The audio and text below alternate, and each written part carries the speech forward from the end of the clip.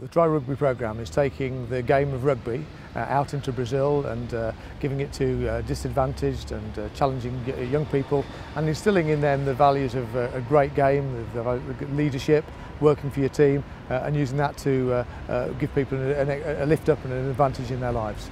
Brazil's a great opportunity because of the fact that rugby will be taking place for the first time in the Olympics of 2016. There'll be a seven-a-side game out there and it's a great opportunity for us to get a fast-growing sport, one of which of course started in my hometown, in the town that I happen to represent in this place here.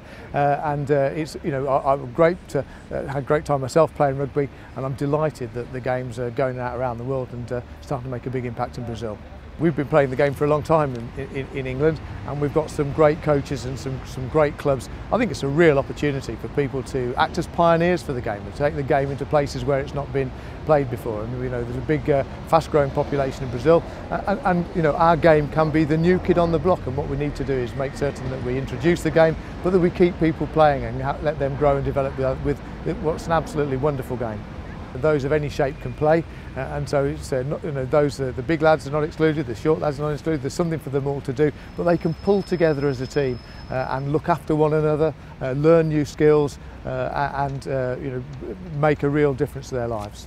We've got a great game in the Premiership Rugby, some fantastic clubs playing great rugby Saturdays, week in, week out. Then we've got the British Council and then an industrial group. So I think it's wonderful that these bodies have got together, put on a project which is helping and supporting young people in such a very positive way. I think it's great the way that rugby's in Brazil and moving around the world, and this is a game that started when William Webb Ellis picked up the ball and ran, and it spread around the world as people from rugby moved around the world, but it's now a fast-growing international sport.